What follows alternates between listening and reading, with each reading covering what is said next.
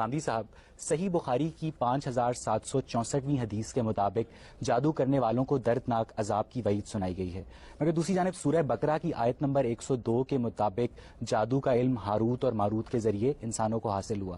اب غامدی صاحب، ایک جانب مذہب جادو کی حوصلہ شکنی کر رہا ہے اور دوسری جانب اس علم کو شیطان کی بجائے فرشتوں کے ذریعے انسانوں تک پہنچا بھی رہا ہے، کیوں؟ یہ غلط فہمی دور کر لینی چاہیے۔ قرآن مجید نے یہ بات نہیں کہی۔ قرآن تو یہ بتاتا ہے کہ بابل میں جب سحر و ساحری کا بہت زیادہ غلغلہ ہوا تو اللہ تعالیٰ نے اچھے لوگوں کی تائید کے لیے اپنے 2 فرشتوں پر ایک علم اتارا، وہ جادو نہیں تھا۔ قرآن مجید کی اس آیت کو آپ پڑھیے، اس میں اللہ تعالیٰ نے جادو کا ذکر الگ سے کیا ہے اور ہاروت و ماروت پر اتارے جانے والے علم کا ذکر بالکل الگ سے کیا ہے۔ یہ جو علم ہے یہ بالکل اسی طرح کا ایک علم تھا جس طرح کا علم اس وقت بھی بہت سے لوگوں کے ہاں آپ کو ملتا ہے۔ اس کا تعلق اللہ تعالیٰ کی کتاب اور اسی طرح بعض کلمات کے خواص سے تھا۔ اس کے شواہد ہماری موجودہ زندگی میں بھی ملتے ہیں۔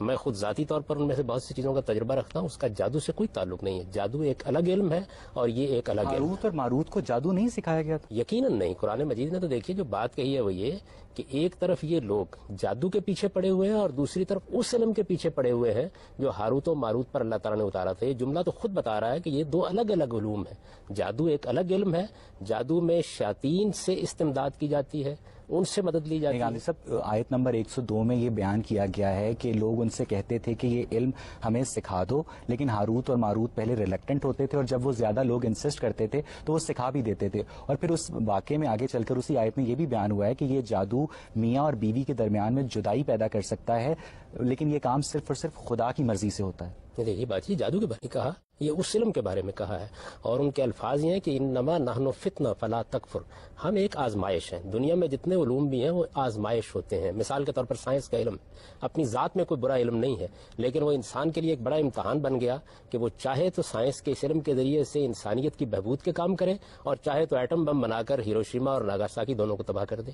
تو یہ بات انہوں نے کہی تھی کہ ہمارے پاس جو علم ہے یہ غلط استعمال بھی ہو سکتا ہے، یہ صحیح استعمال بھی ہو سکتا ہے، اس کا تعلق استعمال سے ہے۔ یہ بات ہم فنون لطیفہ اور بحث کرتے ہوئے کر چکے ہیں کہ تمام فنون لطیفہ ایک جائز چیز ہے، لیکن ان کا استعمال غلط بھی ہو سکتا ہے۔ ہاروت اور ماروت کے ذریعے انسانوں تک جادو کا علم نہیں پہنچا؟ یقیناً نہیں۔ جادو ایک الگ علم ہے، وہ پہلے سے انسانوں کے پاس موجود تھا۔ بابل میں جب اس کا زیادہ غلغلہ ہوا اور بہت سے لوگ اس سے متاثر ہوئے تو اہل حق کی تائید کے لیے قرآن یہ بتاتا ہے کہ ہاروت و ماروت 2 فرشتوں پر ایک اور